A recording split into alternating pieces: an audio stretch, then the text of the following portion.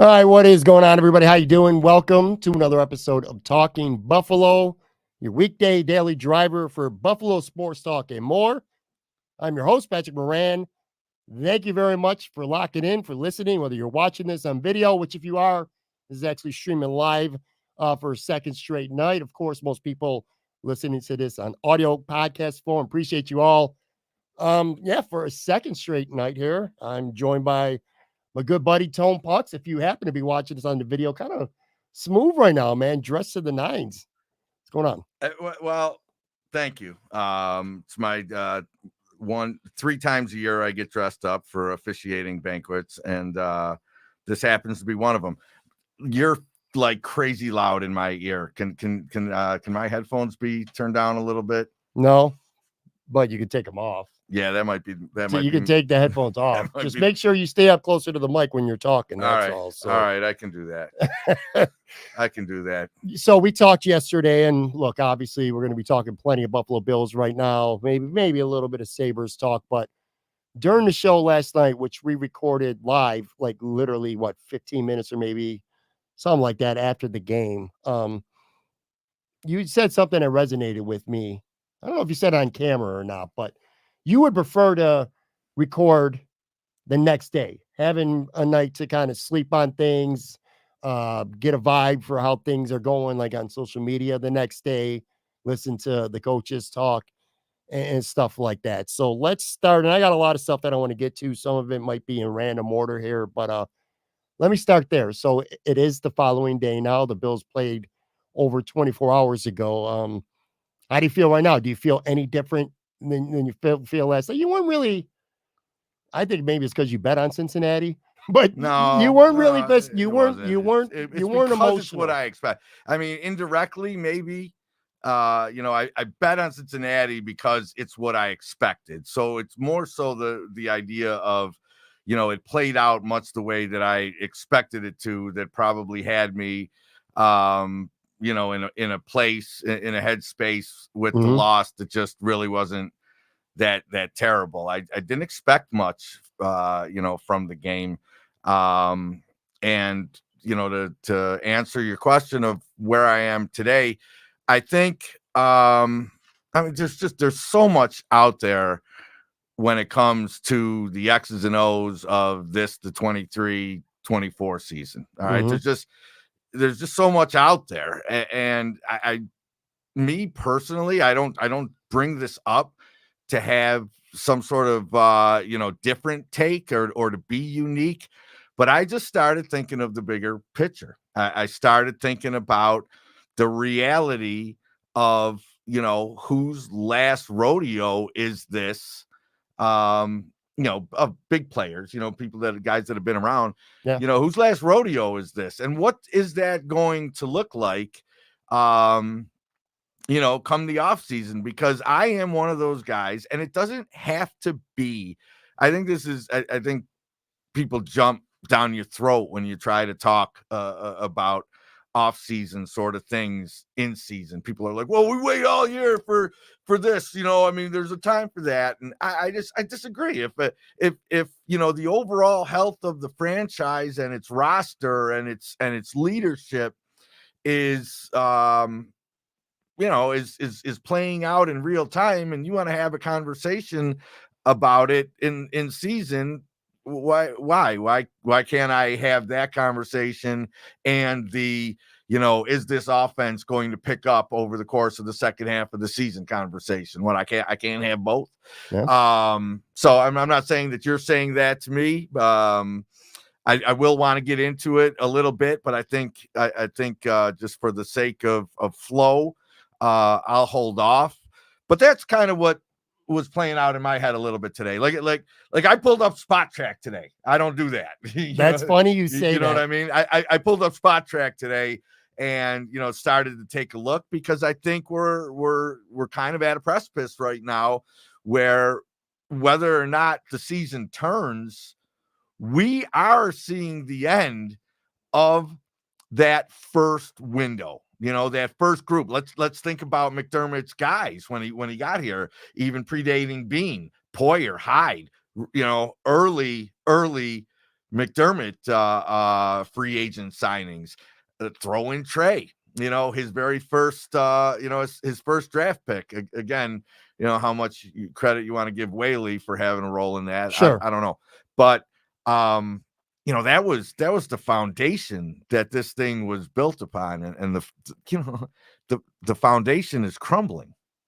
Look, it's ironic you say that. And let me preface this by telling everybody who's listening or watching, you showed up here maybe 20 minutes or so before we jumped on. I showed you a sheet that you were completely disinterested in. I started talking some football with you that you visibly got annoyed. You visibly got annoyed. Like, Jesus Christ, we're about to do this in 10 minutes. Yeah, you said you've had enough talking about football already before the podcast even started. But it's funny you say that because I did the same thing today. We're not going to go down the road like we won't examine this, but I want to point out what you just started about talking about the future of this team. And I looked at their free agent list next year. Let me read. I have actually in my notes right now. Daquan Jones, Micah Hyde, Leonard Floyd, A.G. Epinesa, Gabe Davis, Linval Joseph, Jordan Phillips, Tim Settle, Dane Jackson, Taylor Rapp, Shaq Lawson, and some others like Latavius Murray, some others that I won't even mention. Those are all guys right now on the last years of their contract that are going to be free agents. Then I started looking at 2024 cap hits for next year. Josh Allen goes from 18.6 to 47 million. And this is all per spot rack. Stephon Diggs, his cap figure next year is 27 million. Von Miller, 23.8 million. Trey White, 16.6 million. Dale Dawkins, 16 million. Dawson Knox, 14.4 million. This is a team that's headed towards a lot of cap trouble. This is a team that's got a lot of veterans right now on 1-year deals. And Dawson Knox, Von Miller, those are the two. Their contracts, you're not cutting them. I know people are just get rid of them. You can't. You'll actually lose money if you cut Dawson Knox or Von Miller. So they're under contract. Trey White is a great question to see because they could get out from that. And you got Rasul Douglas coming with Benford. Again, we're going to kick that can down the road. We're not going to get into the offseason too much right now. But since you bring that up, that's a lot. Yeah. And it speaks to what's in front of them right now. I think a lot of people believe that that it was there from day one this year. The pressure to win now was there from day one, but now it's playing out in real time, and we are seeing a lot of signs that again, I keep going back to the secondary because I feel like that was the start of the build, at least on that side of the ball. The safeties did not look good last night. The safeties did not look good last night. Don't tell Jordan Poyer's brother that. Yeah. No disrespect to him, but he did. Yeah, I had a tweet and he wasn't a fan of it. He fired back That's at you on, I would too on the old X right there. Yeah, that's fine. Do you go to X? Do you use X? Yeah, it's funny though because I do have a little play on the on it being called X now, where I think like it could be like a segment, like 5 things I learned on X today. You know what I'm saying? Like some shit like that. But anyways, do you use X or is it still straight? It's Twitter. To me, Twitter. I still refer to it all the time. Gotcha. I didn't see it, but I heard you say that that Poyer's brother got back at you on it, and as I would expect, he wasn't nasty about it. He was sticking up for his brother. He wasn't even defending his brother. He was. I kind of just said what you just said. I said you were early though. I think what it was you were not too early. You were like the first to it yesterday. Right, because it's when you said it, I was like, I don't know, man. He seems like he's blitzing. He's leaving these safeties in coverages that they're not usually accustomed to. I'm not sure that there's going to be a narrative about the safeties after this football game, and there was, and you were early to the party, and I'll give you credit for that. You thought the safeties looked slow and old relatively early in that game, and by the end of it, a lot of people agreed with you. He didn't. It wasn't specific against his brother that he took issue with. he was saying, well, everyone on this team on defensively sucked in the first half, which he's not wrong about. Cincinnati did everything they wanted to do in the first half. So again, not a big deal. So your main thought after reflection right now is you're starting to think about the future, and this being the end potentially of the first wave of this window. I woke up more annoyed today than I was yesterday. I don't know. Maybe it's social I media. get too. I wake up annoyed every day, but the Bills ain't got shit to do with it. I don't know, man. The game annoyed me. Fans annoy me. I annoy myself. How seriously I take this. This is one of the few things we did talk about before the show here. I was telling you how when I had a son who played high school football, that was number one to me. And I cared about that so much more than anything else. So the Bills were kind of secondary. Like if they played a shit game, I'd be mad at the moment, or maybe even during the first podcast, and then I'd be over it. Because I'd be thinking about, well, my kid's game, who they're playing next, and all this other stuff that's got to do with that. So I don't have that anymore. So now I got more time to sit there and stew about the Buffalo Bills, which tells me I probably need to get more hobbies in my life for sure. And that's fine. But fan reaction, the press conference today by Sean McDermott really got under my skin. We'll get to that too in a few minutes. And I mean, that really got under my skin bad. I got major beef right now with Sean McDermott, even more so than what I seen last night. I don't like the way he's handling this football team. I don't like what he's saying. I kind of feel like he's pushing off too much accountability to the players and not enough on himself and his staff. That's starting to bother me. I did want to offer, because these are two things I didn't talk about last night or didn't get to. Number one, I want to kind of apologize to optimistic people out there.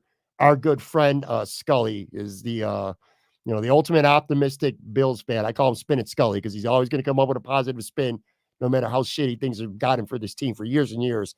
But guys and girls like that, man, I kind of feel like sometimes I get aggressively mean to them because they're not angry like I am. So I get testy with them, believe in what you want to believe about this team, think what you want to think. I don't know, maybe it's just, like I said, a character flaw of mine. Then the other thing we didn't talk about last night because it had nothing to do with the game, but we should have at least mentioned it. DeMar Hamlin coming back. I know some people are like, all right, enough is enough.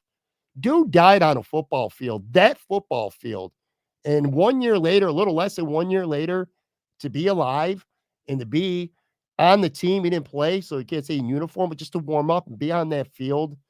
That really is a big story. It's a great story. And I don't think you could tell it enough or too much, I should say. You know what I mean? It was a really cool moment just for him to be able to walk onto that field and be there again, and be alive, of course, with some of the people that helped save his life there in Cincinnati, in that same town. So I don't know. I just thought that was a pretty cool moment, even though he's not playing and doing anything to help the team. But I can understand you feeling the need to mention that. I mean, you are the weekday daily driver of news. Buffalo Sports Talk and more. And more. I said and more. Not just sports talk. So that was definitely a story, one that I'm not equipped to speak on, so I won't try. If you really want to know my thoughts on DeMar Hamlin crossing my mind today, it was, I wonder if Hamlin could pull down one of the starting safety spots moving forward. That's the thought on DeMar Hamlin I had. Take nothing away. Look, I'm not an emotionless dude by any stretch of the imagination, but there are people and storytellers out there. I think Catherine Fitzgerald, if I'm not mistaken, is one. Yes, who wrote a brilliant piece. If you want to hear smart takes on sure what that was all about, go read that. You don't want to listen to my ass talk about it. No, I couldn't agree with you more. Catherine wrote. You're the one who brought it up. Well, because I think agree with me on the Catherine. I'm sorry. I thought you meant like you don't want to listen to my ass talk. No, I was agreeing. You came in real quick with I couldn't agree with you more. Fuck you. Catherine wrote an outstanding must-read piece, I thought, on DeMar Hamlin in that situation. I thought it was brilliantly done. Do you think he can be a starting safety in the NFL? I'm surprised. Let's take the injury out of play. I thought he was pretty good last year. Yeah, I think he was regressing right around the time of the injury. I think he was regressing right around the time of the injury. But yeah, he played spurts last year that made us not miss Micah as much. Yeah. So while you're all banged up. Yeah, man. So I it'll be interesting. Are you starting to wonder if maybe he might be able to give this team maybe more than Taylor Rapp is giving them. I think it's possible that should Hyde be out for any period of time, the replacement is not slam dunk Taylor Rapp. I think it's possible. Yeah, me too.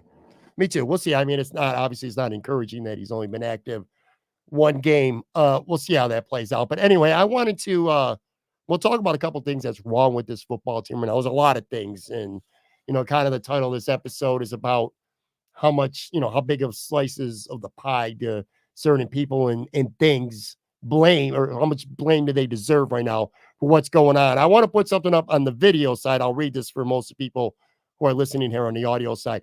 Anthony Prohaska from Cover One put out a tweet after the game late on Sunday night. I thought it was really good, and I want to read this. We won't dive into every point he made because we'll be here forever, but there are a couple things I wanted to key on. Yeah, stop about a third of the way through. No, so we can take a peek at what they are, and while it's fresh. Agreed. Yeah. All right. So he says the Bills are 5-4, and as much as it'd be nice to lay the blame at the feet of one player, coach, side of the ball, the unfortunate fact is their issues stem from a multitude of pieces, both macro and micro. Unfortunately, because the solution isn't simple and or straightforward. And then he lists a bunch of things, and he says in no particular order. So this isn't necessarily ranked here. Injuries on defense. That kind of is self-explanatory right there. Which, by the way, we're only taping this late Monday, but it might have gotten worse because, I mean, we're not talking season ending, but Micah Hyde, Christian Benford, Terrell Bernard, none of them are a sure. Let's just put it this way: none of them are a sure thing for this week. And we already know about Trey and Milano and Daquan, so that's self-explanatory. I look at the first part of it and just kind of isolate that for a minute. The way he talks about the different layers, it's that are involved in this. That is what I love about this game. More so sometimes, because I come from a modest, business background, and I enjoy football for all of the moving parts, not just the moving parts on the field and the X's and O's, but also, how much goes into the amount of research and, the personnel decisions and things like that. Sure. It's a fucking it's the Titanic, man. All right. The direction of a football franchise is massive. And when you have, things to change, like when you have a culture to change, well, that's a different sort of undertaking. That's not an in-season undertaking per se, unless maybe you're the Raiders or something. So I guess, that part of it, the personnel side, the culture side, the looming salary cap ramification, business side of things, those aren't necessarily the moving parts that matter right now here, sitting on 4-4. But, the moving parts within the game and how one affects the other, affects the other. That's what I love about this sport. And what is concerning right now, and Anthony points it out, is there are several of the moving parts that are causing the Bills issues right now. Yeah. And that's why it just seems so daunting, to rewrite this ship. Yeah, no question about it. Go back to the list. He said inability to consistently stop the run with light boxes, limiting themselves in coverage and reducing their ability to disguise. Again, I don't think either of us are really equipped from the X's and O's standpoint to speak too much on that specific point, but it's noticeable. The Sarandons, they're run blitzing a lot more. Jordan Poyer, Johnson, they're bringing Dane Jackson, bringing more guys into the box because they're probably getting chewed up if they're not. Ridiculously bad turnovers in terms of where and when they happen. That's the quarterback. That's the quarterback. That is the quarterback. The first 2 points, injuries on defense and some of the X's and O's that are pointed out thereafter with the need to blitz, things like that. Those are intertwined. Yeah. Okay. Those are intertwined. And to some extent, the offensive failures being both, at the feet of Josh Allen and Ken Dorsey can also be labeled as intertwined, but not turnovers. Okay. To me, I don't obviously, Dorsey called the play and, he sets the tone offensively, but the turnovers are on the quarterback. All right. So that's just, to me, ridiculously bad turnovers in terms of when and where they happen. That is just Josh Allen. I couldn't agree more. Two of them, I'll run them off because to me they're related. Inconsistent execution on offense. Now that's more of a Dorsey and Yes, Allen. yep. And Josh Allen decision making. I want to speak specifically on Josh Allen's decision making because I watched the All 22 film earlier today, and on tomorrow's show, actually, I got some breakdowns and some points based on what I saw. And there were two plays that stuck out to me like sore freaking thumbs. Number one, the interception to Gabe Davis. You could see it on film. I mean, film doesn't lie, dude. From pre-snap to when he threw that football, he never looked at anyone else except Gabe Davis. I swear to you, he never even glanced elsewhere. And had he, James Cook, if he would have taken what the defense was going to give him on that play, James Cook was by himself, just 2 yards off the line to the left or to the right, but with Dalton Kincaid in front of him and only one defender there. Worst case, it's a 7-8 yard gain and it's third maybe in a yard. He never looked anywhere else except Gabe Davis. And then the other play, you remember the one time he went deep to Deontay Hardy? Wasn't even close, but he threw it deep. On that specific play, Gabe Davis on a quick little out was by himself 10 yards near the sideline. There wasn't somebody within 8 yards of him.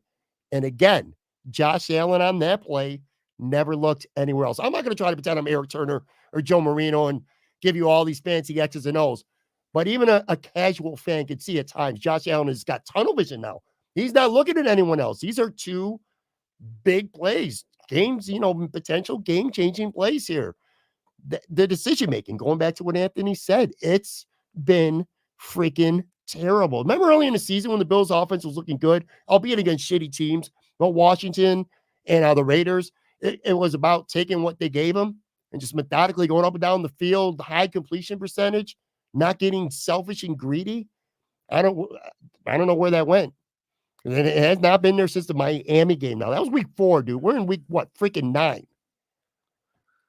Yeah, I got nothing. It's because there's no defending it. I'm telling you. Again, you got to watch. If you watch the film, and I'll put a couple clips up on Twitter tomorrow, it's just unbelievable. Some of these guys he's missing at certain plays. Now there's other times where nobody's open too. These guys are not getting open a lot. But I don't know. I think his relationship to Daboll was special. I think Daboll just knew how to reach Allen. I think Daboll knew how to keep McDermott at a distance from Allen. We might be actually seeing, and this isn't breaking news here. I want to read a comment. Audio side. The Vanquish TV says another major issue Josh has this season is his deep ball. Hasn't hit on any. That's not wrong. Go ahead. Sorry. No, that's fine. Did you do the little thing with the hands like you said you're gonna? No, I didn't. I was gonna pre-warn him. That was funny. Yeah, I think Daboll had a way with Allen, with coaching Josh that just got the best out of him, and I think he was able to keep McDermott at kind of an arm's distance from Josh. You know, I think Josh was Daboll's guy, and I think there's a crisis of confidence that has kind of spawned from not having his guy. And I know it's the second year now, so maybe it why didn't it happen last year? How, that could be used against the point. Like if that were the case, we would have seen more of it last year, and that's a point worth making. But I think there were just conceptually, I think they didn't deviate much from Daboll's offense, the way that Dorsey ran it in year one. But conceptually, it just seems especially when they decided they're going to come out and go 12 and Josh is going to stop running. That's McDermott getting into the quarterback room, getting into the quarterback's head, all these things that I feel like Daboll kind of protected Josh from those, probably at the expense of his relationship with McDermott. No question. Right? Probably at the expense of that. But right now, what's our quarterback's name? Right now, Josh Allen does not look like the Josh Allen of years past. So we're all just grasping. It's like he's regressing back into it's like he's the bad habits that he developed at times, which, to be fair, some of the good stuff he does makes up for it, of course. But it's like just the bad, what is he called? Just bad Josh. You would see that a lot on Twitter. Josh. Bad Josh. It's just coming out more and more. And it's easy to blame Sean McDermott and Ken Dorsey for everything. But when you watch this film, you really, it opens your eyes that sometimes Josh is just making bad decisions. You also notice that these receivers are not very good at getting separation. It's not like there's a whole bunch of plays where guys are just wide open like this and Josh isn't looking the way. There's just not a lot of guys there open. Victor, by the way, for people listening, he said, is it McDermott or Dorsey? Rumor has it McDermott has his hands on everything. I feel like we kind of answered that. Someone ride dog. Dorsey must go when Sean is on a short lease. Listen, man, Sean ain't going nowhere. So let's get that. He just got an extension. Unless the Bills lose every game the rest of the season and maybe go 4-13 next year, Sean McDermott ain't going nowhere. Ken Dorsey ain't going nowhere until the season's over. And then maybe that's a discussion that will be had at the time. But yeah, I mean, it's a combination of a lot of things. I don't think it's any one thing, just like getting back to Anthony's list. The run game disappearing too much, both in terms of quantity and effectiveness. When's the last time the Bills' running game's been effective? A little bit against Tampa, right? I mean, not much. I think Cook had 71 yards. We're at our most effective in the run when there's a little bit of balance there within the run game itself. Whether you started, with Cook and then you went, you tried to bang with Murray and Harris, or then they flipped that and started early with trying to bang with Murray and then putting in Cook as the change of pace back. Mm-hmm. Last night was just all James Cook. And I think there's a lot of people that would say, okay, well, that's the best version of the Bills is when it's all James Cook. He only had 6 carries, though. Yeah, I think the snaps were high, and Murray only had 2, and they were in the. They were in the. One of them was for first down. Yeah, both of them were 3rd and 2s when Cincinnati didn't give 2 shits about giving you a first down because they were up 14 points. Okay, they did nothing with Latavius Murray last night. So the point about the running game just disappearing. I know people were excited when we opened up, as pass heavy as we did last night. But at the same time, when we were at our best this year, I'm not talking about years past, but when we were at our best this year, we were running the football well. Sure. And that hasn't been in play. Yeah. Well, you just said maybe a little in the Tampa game. I don't even remember. Not too much. Game, somewhat. Murray hasn't been, because I don't think any of us thought that Murray could carry that load, right? Murray's 35 years old. Nobody thought, even when Harris, people didn't think too much about the Damian Harris injury as far as, outside of, hey, I hope he's okay because it's a neck. It was a little scary there for a minute. But I don't think people really felt as though the Bills' offense would suffer from it. And I'm not here to make a big statement by any stretch of the imagination, but the wear and tear that we're starting to see at the midpoint of the season on the 35-year-old running back could potentially not, we wouldn't be having that. We wouldn't be in that position if the first guy, the main guy, the primary, between Damian the tackles Harris guy that we went out and signed was healthy. Yeah, for sure. Okay, so that's an injury worth mentioning. It is. It's an injury. It's a loss worth mentioning, and hopefully one that we are now poised to overcome with the addition of In the Hunt Lenny. Yes. That's what I want now. He's no longer playoff Lenny. He's in the hunt Lenny. That is He's crafty. in the hunt Lenny, baby. That's a crafty Just one. came up with it on the fly. Very proud. In the hunt Lenny. Lenny. I think you might see in the hunt Lenny promoted from the practice squad with a sayonara to Ty Johnson, I think, by next Monday's game. I think you just got to get a little bit better grasp of the playbook. Look, they trust Latavius Murray because he's not going to screw you. He's not going to fumble the ball. He's going to handle his pass blocking assignments. He'll do some things, but he has his ceiling's really low at this point. And he gets stuffed on the goal line each time, too. Yeah. Probably because everybody run out of the shotgun. Knows it's coming. Yeah, when you run out of the shotgun. The quarterback. Yeah, so anyway, quantity, I don't really care about. Effectiveness, obviously, that matters. Look, you can't have everything. You can't have Stephon Diggs getting 9 catches a game. You can't involve Kincaid. Can't have Josh running the ball. Can't get Gabe Davis involved, which literally they're not doing.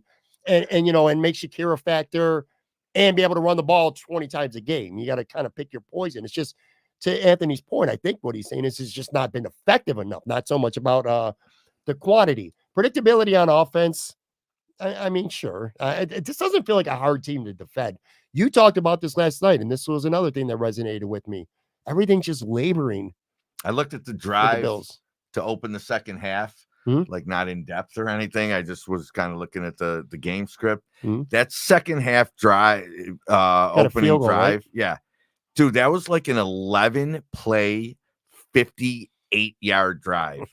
I mean, those stats speak to a team that's just fucking struggling for every possible yard. Do you know how doo-doo that is? Like, if you're in the lead, okay, if you're in a you're in the fourth quarter of a big lead and you're looking to wind it down, okay, I'll take a 10+ play, 58-yard drive, whatever, 60-yard drive, that results in a field goal. You were down 14 fucking points. You were down 14 points, and you came out with like an 11 play, high 50s, 50. I hate to say something with certainty because I'm not certain, but that's right about where it was. Like 11 for 58. That's awful, man. That speaks to exactly what the point you're making. Because they're not getting long completions down the field. They're not getting 20-yard runs. They're not getting everything easy. Every inch of the field. First half, Cincinnati just looked so freaking easy to put drives together. And the Bills defense played better in the second half, but that's not really what we're talking about here. Couple more things on his list before we get to break. Penalties on defense didn't really affect them this game per se, but going back to Tampa, we all know Jordan Phillips they gave a touchdown away to Tampa that nearly almost cost them the game. Going back to Foxborough, Teron Johnson had a huge defensive penalty on the New England game-winning drive. So sure, defensive penalties have been an issue. He says playing into not mitigating the strength of opponents of both sides of the ball. For an example, allowing the Patriots to succeed on the ground and getting in the 3rd and long versus the Jags, creative pressure packages. And then his last statement, I thought this really captured the tweet the best here. And this is kind of what you just said. Everything just feels hard. The flow feels tight. It's like you've turned on the handle on the faucet all the way up, but there's barely any water coming out. I think it's a brilliant way to wrap up a tweet and talk about what's going on with the issues on this football team. It does feel like that. Like you want to turn it up, but like just a little sprinkle of water is coming out of that fucking faucet, man. He does a good job with that. Sometimes it's like nails on a chalkboard. Sometimes, man, dudes will be calling like, GR and trying to make a reference like that. And just, and then then there's just like dead silence afterwards because both hug and choke like fucking like my God, that was the least funny thing I've ever heard in my life. But he's got a lot of good information there, and he caps it off, with a really nice, fun little reference. And it's such a struggle. It is such a slog out there, a struggle, man. I feel like we're falling right into the same sort of struggle as this extension of last night's fucking post game continues here on Buffalo Sports Talk Daily.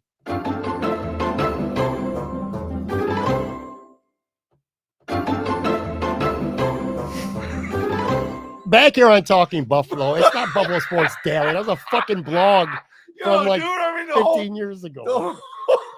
What the? The whole point of that was just to joke around with how I forgot the name of the podcast already. Like, I didn't think you were going to go into fucking break with this or anything. Well, we are back here.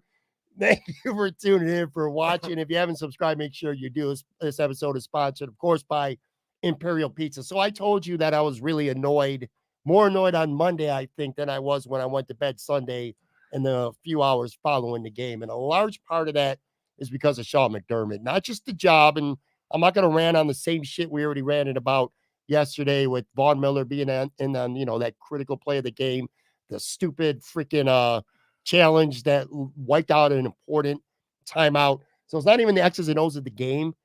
But I looked at, or I watched the presser, and I got a couple tweets. I made sure I saved them to my phone.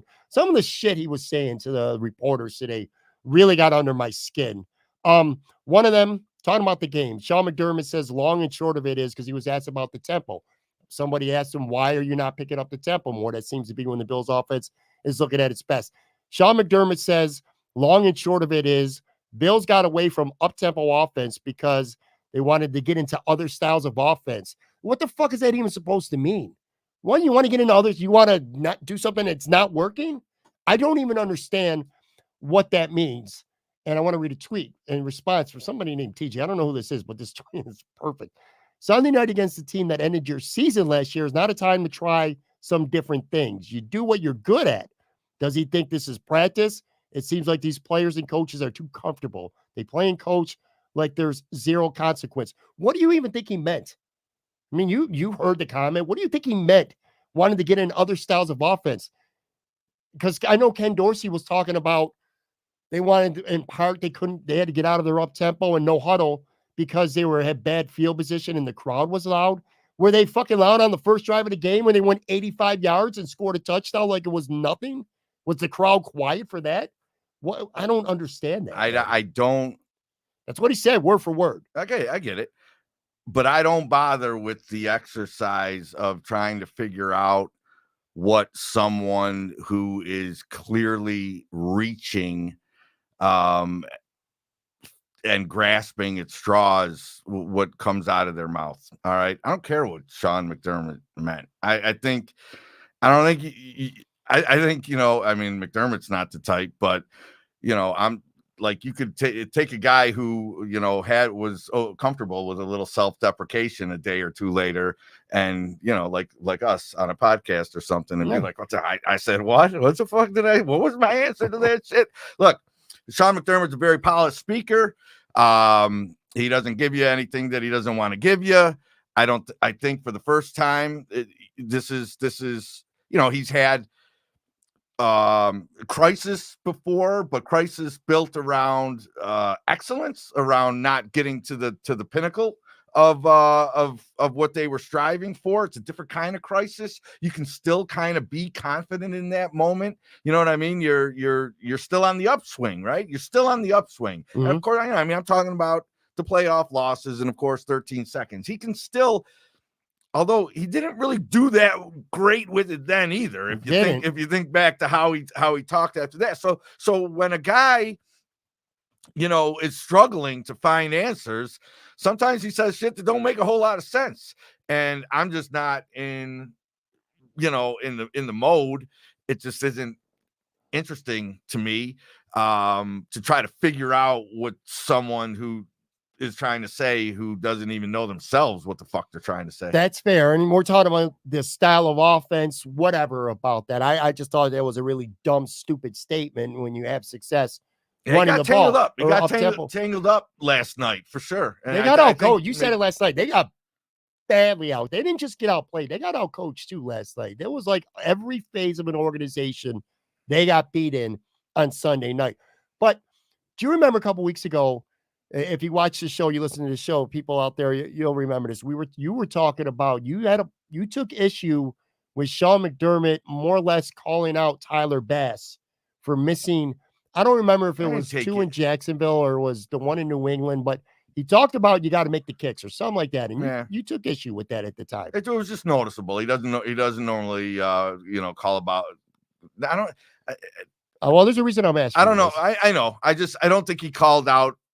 I don't feel like he called out the player. Like, you know what I mean? It's like when you say, "Hey, we've got to not turn the ball over." Are you really, are you calling out the player versus, "Hey, we got to make our kicks"? Are you saying, "Hey"?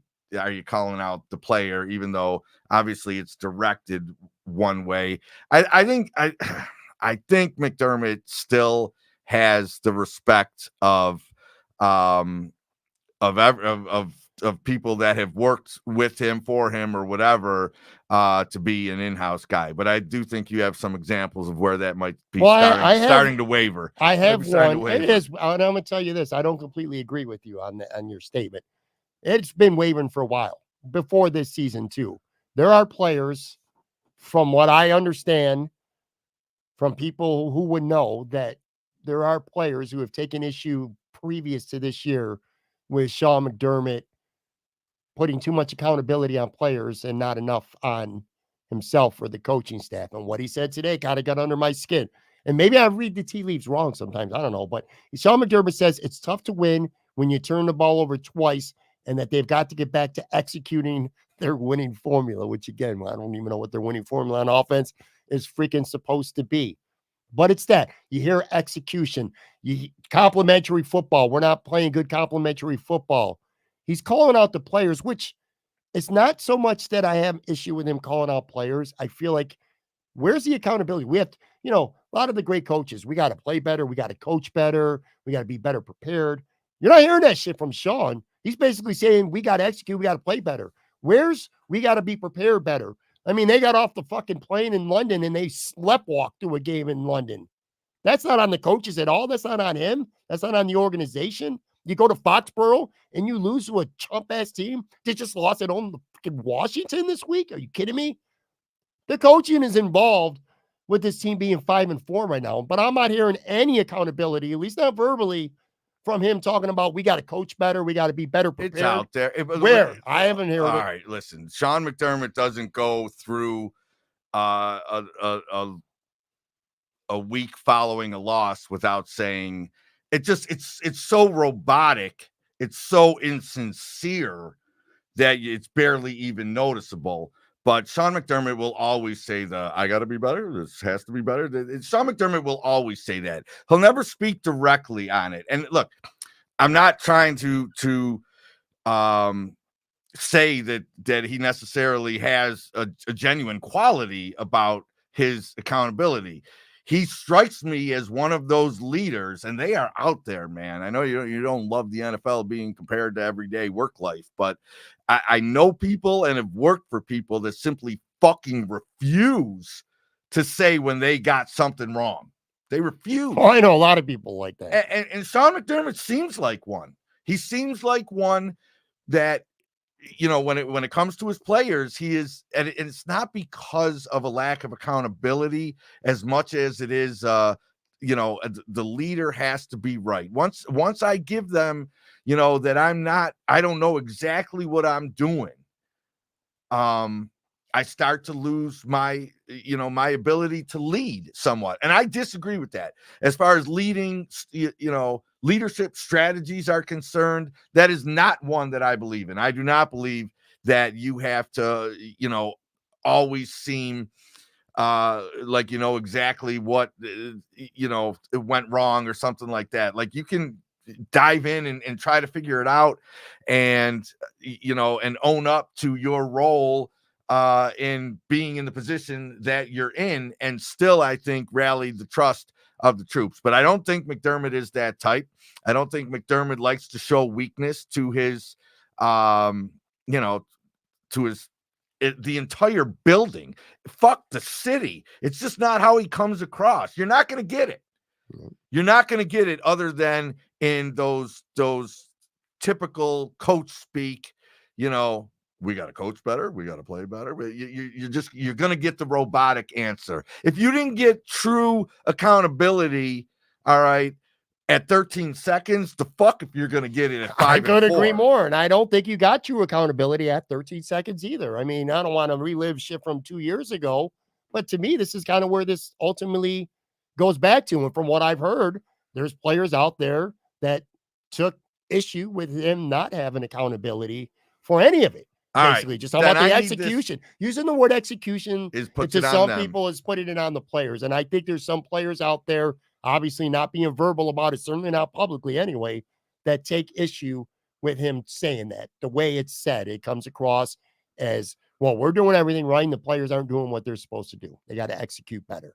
So that's just the way I interpret it. And I think there's other people who might be as well. Maybe I'm wrong, though. I don't know. All right, what's left? I need to know what's left on Bills, Bengals, and next couple weeks type shit, because this is the point. No. McDermott's accountability as it relates to the future of this football franchise moving forward, which I said was something I wanted to get into at the beginning of this. All right, this is the point that I'm ready to make the transition in this podcast to what I think is not being talked about at all, but is crucial to the long-term stability of the franchise and over the course of like the next 5 years. It's crucial to me. All right, if another window is going to open, what's the saying? One door shuts, another one opens. I don't think it's window. One I door. think it's door. Yeah. But still, I'm using window just because it's the sports cliche. We have a fucking door that's closing right now. Okay, but we still have a piece, if not a couple pieces, for a door that for the window to reopen with a new new makeover of the roster, to see if this season it's the start of something fucking a downward spiral or just a hiccup related to injuries and an all-in approach that didn't work. All right, who is Sean McDermott going to be accountable to, and who is ultimately going to know, all right, whether or not what Sean McDermott is saying is just a bunch of coach speaker bullshit or not? Is it Brandon Beane? It's not, okay, because Brandon Beane simply doesn't have the trump card over him. Is it Pagula? It's not, because he's simply not fucking smart enough to know. All right, this is the reality. There's a crisis of confidence in one Bills drive right now. All right, and it remains rudderless. It remains rudderless over there. All right, I'm not saying they're starting to eat their own. All right, but they're starting to fucking point fingers. They're starting to point fingers, and this relationship, this Beane McDermott relationship, and just the entire feel over there could get a little bit dicey. And who's gonna fucking write it? All right, nobody. I am of the opinion right now that Terry Pagula needs to be looking for a true football person to bring into the organization as a consultant to be the tiebreaker when Beane and McDermott, they're gonna start to jockey, man. All right, we're gonna go through a 2-year period where there are difficult decisions, blame needs to be placed, all kinds of shit. Okay, and either you keep status quo and you hope that Beane and McDermott as a team can right the ship. But I'm starting to see leaks. I'm starting to see leaks, and not real leaks, but cracks in the armor, whatever. And you have an owner who doesn't have a fucking clue. Okay, and you've got nobody between them right now of any sort of football acumen. If this thing goes off the rails, we make very little news of the replacement for the two administrators, high administrators. They were like listed in articles as the highest ranking people in the organizations just like months before they got fired. And boy, if he doesn't get someone to help out in football that actually has a football background, especially with the new stadium looming and things like that, I think we could be looking at the type of 2 or 3 year period that teams that don't have a plan for when one door closes, how to open it back up. And of course, no one's going to have no one's going to really be that interested in that conversation here. I know we're in season, and look, I want to make the tournament, man. Okay. That's all. Just get me there, and I will find a way to at least be excited for the prospect of a championship, because I'm at least, 3 games away from it. Mm-hmm. I'll find a way. But everything that could possibly be said about this team up until this point has been fucking said. What hasn't been said is, where are we going to be, X number of weeks from now? Where are we going to be if we start eating our own in that building? And I believe that we are going to have a huge problem on our hands if it's Terry Pegula ultimately making the decisions of, accountability. Like, I know they got extensions, so I guess maybe this is all moot. Maybe we have our answer. They are going to lean on Bean and McDermott, okay, to take us through, from this chapter to the next. And when I say I mean we're going to have to turn over a secondary, right? We're going to have to find, a new array of weapons offensively. That's when I say, chapters. I could put names to it, but, if you're still listening at this point, hopefully you're somewhat intelligent to know the type of names I'm talking about. Are we trusting Bean and McDermott to do that? Or if we're not, I would rather trust Bean and McDermott to do it than think for a minute that Terry Pegula could fucking know people that could do it better. That's a good point, and I'm going to be honest with you, I never really thought about it until you just brought that up.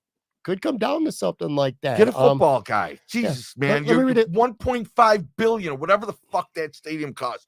Do not let it get away from you. All right. And the 5 years leading up to it. Do not let it get away from you in the 5 years leading up to it. Yeah. Get another football guy in the fucking building who's not going to bang the Sabres fucking, top brass. I want to. That's awful. A comment from so stupid. Victor said, you have to take your medicine. I have confidence in Bean to do what has to happen for the books to open, and will suck, but we need a light reset. Let me say this, because I do feel like fans will probably starting to get annoyed. Like, we're talking like the season is lost. The season's not lost. They are 5-4.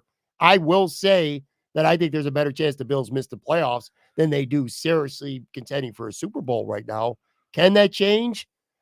I honestly don't know. And see, I felt like before this Bengals game, I felt like everything's there. It's just a matter of getting some things right. But now I'm starting to wonder if they're going to be able to get things right this year. Like, what's going to change on the offense? What's really going to change on this offense? They're going to go up tempo more. They could go up tempo more for sure. They could let them run. But now, conversely, and again, this is not Sean McDermott's fault. This is just some real shit fucking luck. They're going to have to, because this defense, which was decimated to begin with, you got Greg Rizzo, who is not at 100%. You got Von Miller. I'm not even going to get started about the end of the game. He's not close to what he was. By the way, this really pissed me off today. There were people on Bill's Twitter who were bitching about Brandon Beane signing Von Miller and saying what a bust he is and what a bad signing. Dude, Gabe, first of all, they were go get a receiver. Gabe Davis was coming off a 4 fucking touchdown, 200-yard receiving game against Kansas City. Everyone in the world thought dude was breaking out. And you go get an edge rusher who could bring down Pat Mahomes in the fourth quarter. That was the move. It was the right move. Dude had 8 sacks before Thanksgiving when he tore his ACL. It's a freaking injury. So to criticize Brandon Beane for going out and signing Von Miller is just idiotic. Is it not? It is, but hold on. All right. He was a 34, about to be 35-year-old guy, still playing at a very high level. 3-year contract, though. Okay. Well, it was 6 for 120. Well, 3, really. Yeah, well, you know what? We can't just gloss over that shit, because we're about to fucking be at a huge disadvantage in this reset if he's got nothing next year, right? Sure. If Miller's got nothing next year, that's fair. All right, we lose an entire year of the reset, because you couldn't get out of it after fair. 2. Good point. All right. So the fact that I know it wasn't 6, it was 3, but even 3, okay, could cost the Bills quite a bit. But nonetheless, hey, look, they were going all in, partially because they really nobody was going to tell Brandon Beane no, right? Nobody was going to tell Brandon Beane no, because that's Terry's model. Terry's model is, I have a problem with the model. I have a problem with the model. I think GMs need a boss, and unless your fucking owner knows their shit, I think GMs need a boss. But he let Beane do what he wanted, and there's a good chance it's gonna cost us a season next year when we're eating 30 for a guy who's not doing anything.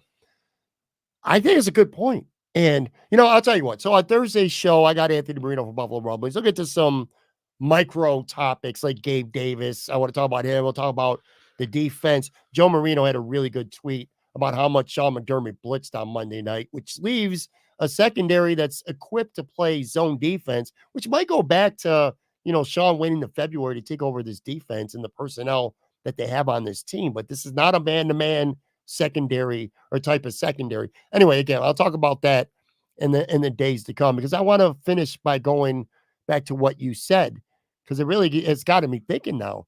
Potential conflict. If Sean McDermott, a defensive first kind of guy, and I ran off a long laundry list of free agents, how do you prioritize them? Which one do you keep? Is Brandon Beane fully making that call? How much say is Sean McDermott going to have? Are they going to clash? Because this is the first time, I think, since 2018, the Bills did reset. They went to cap jail for a year. They got rid of a lot of people. They ate a shitload of dead cap money. So from 2019 until now, this hasn't been an issue. If they wanted somebody, they can go out and get them. They find a way.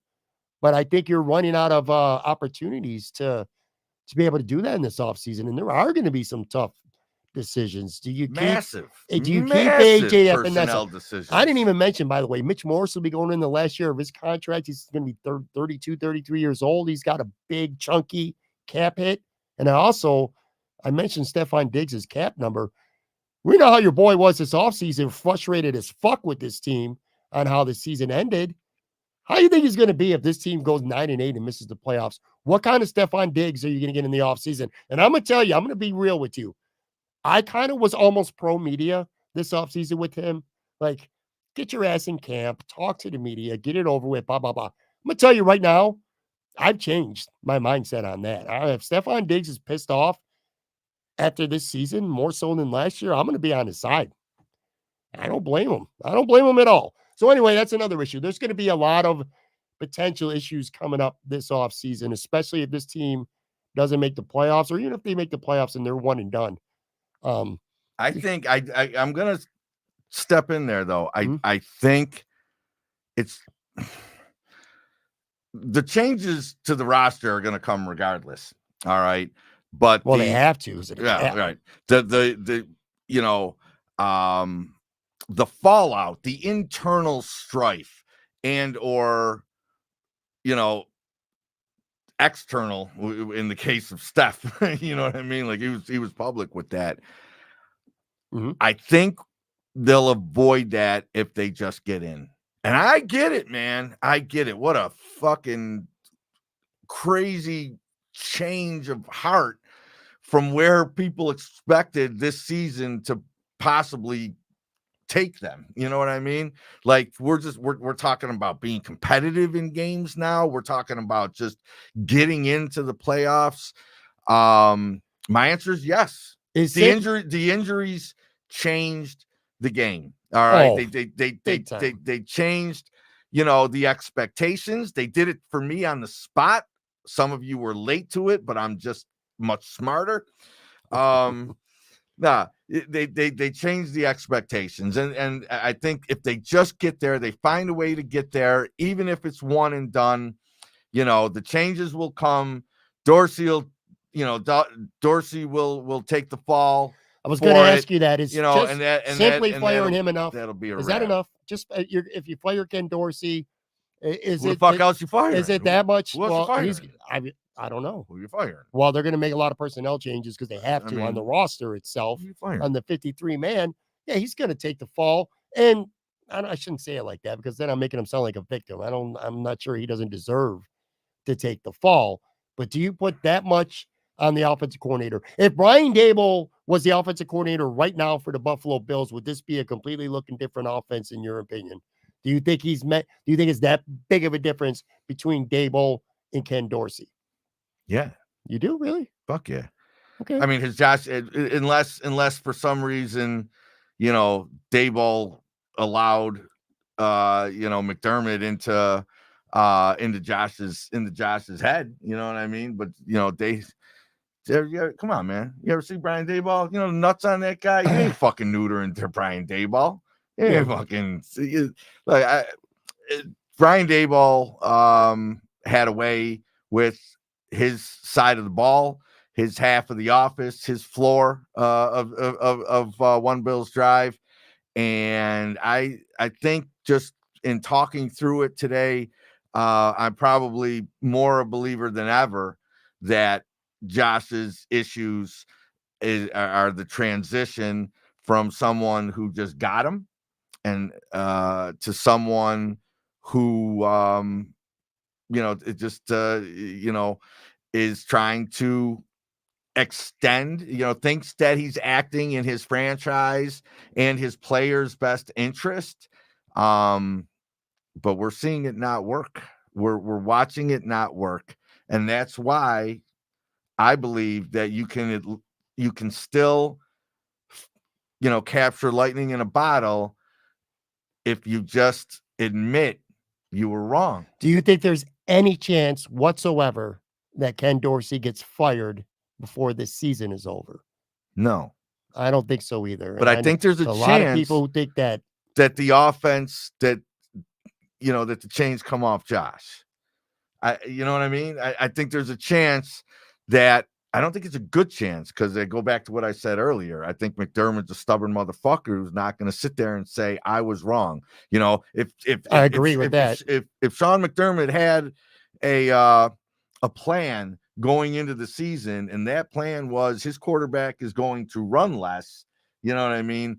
I don't think he's the type of guy who is quick to changing that plan.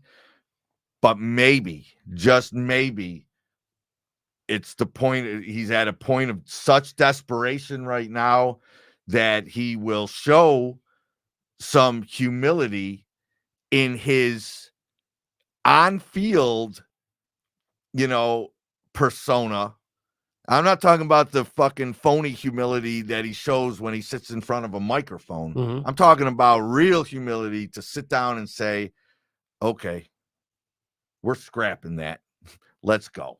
Yeah.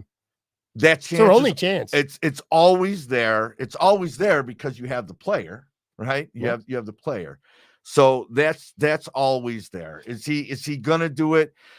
Is it him? Is it Dorsey?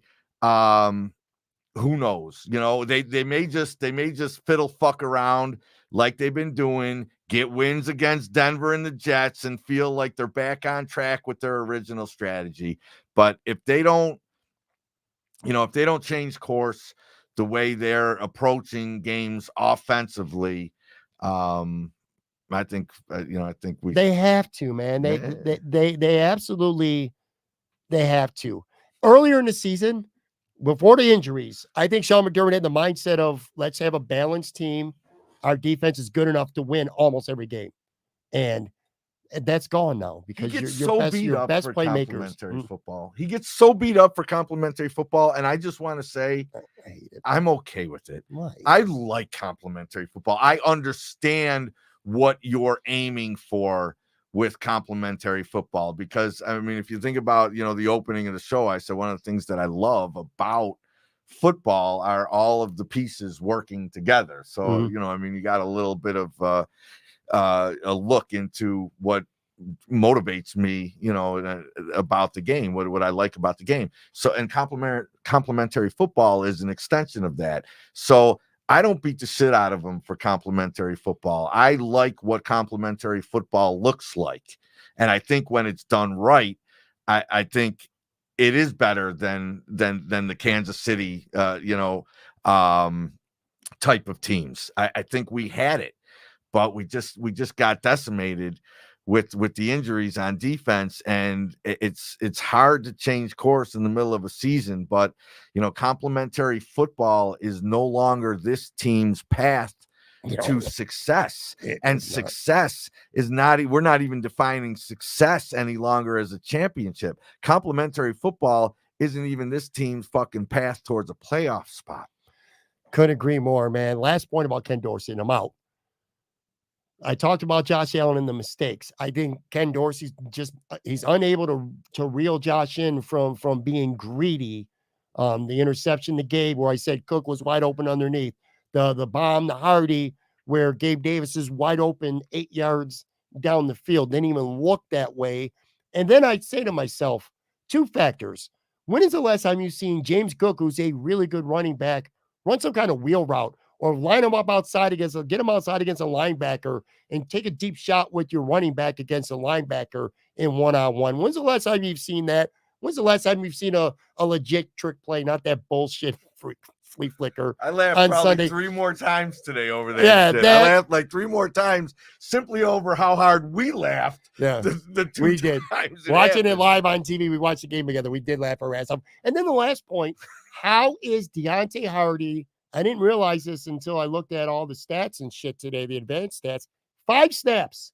Dude's making $5 million a year, and you're getting him out. You cannot get him out there like Dable used to use Isaiah McKenzie. You can't find ways to take advantage of his speed, get him in some open space. Nothing. There's no creativity. There's no imagination in this Bills offense, which is just a grind and methodical and a slog. Fucking pisses me off. How do you not I'm look? right back to it. Hardy is such a great example. Hardy is such a great example of that internal battle that I think is forthcoming.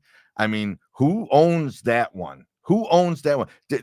Hardy got like 2 years, Day 12 one million agent. on day one of fucking free agency, and he's playing 5 snaps. Yeah. All right. Who's eating that Deontay Hardy signing? And they can't even they can't even use the 12 personnel bullshit anymore because they barely played it with Dawson Knox out, and they're still getting this guy 5 snaps. Where's the jet sweeps? Where's the bubble screens? We saw him actually do a couple good things in recent weeks when he would get the ball in open space, and it's just not there. There's nothing. No one can do it. Isaiah McKenzie was the only person who could catch a shovel pass in this offense. James Cook came out of college. It's Dorsey, but like every Second time, round pick. How can you not just keep going back to to Dorsey? Just I get that Sean McDermott's hands might be a little too far,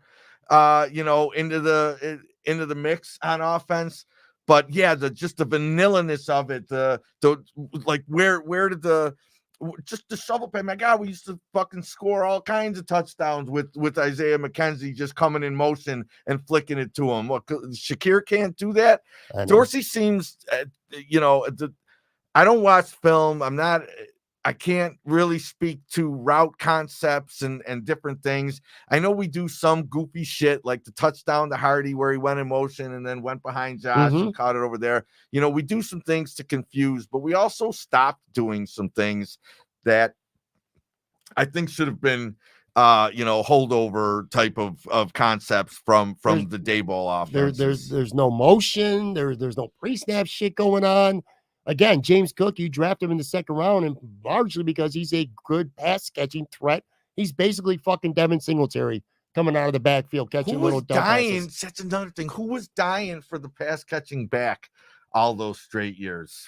From the failed McKinnon or McKissick's signing, to Hines.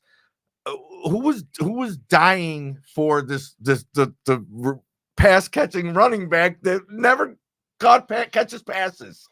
Like, who was dying for that? I need I'm I was serious. high on James Cook. I love the season. I will enjoy the games. I don't get to it too quickly just because I love talking about it. But boy, oh boy, I want to see who starts taking the fall for some very, very questionable team building decisions over the last year plus. All right, that's gonna do it. Unless you want to try to force a Sabres take down my throat right now. Not in the least. Yeah, I'll give you one. No, I will. I Go will ahead. force a Sabres take down your throat. I fucking went to the Flyers game Friday night, man. Mhm.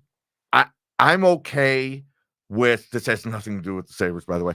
I'm okay with sliding price scales on tickets for higher quality nights, higher quality teams, whatever they may be. Mhm. They're sliding scales on the fucking food, man. That's garbage. That's horse shit. Really? All right, that is horse shit.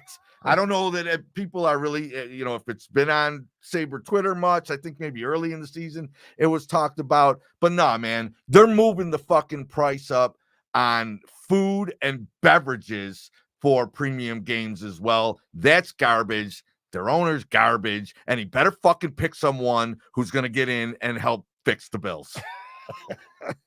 On that note, that is going to do it. Thank you to everybody for listening, for watching. If you were on the YouTube side watching this live, thank you. Thank you for the comments. Sorry I didn't get to all of them. Tomorrow, be back, all 22 film breakdown, PFF grades analysis. Then Thursday, Anthony Marino from Buffalo Rumblings. Talk to you then.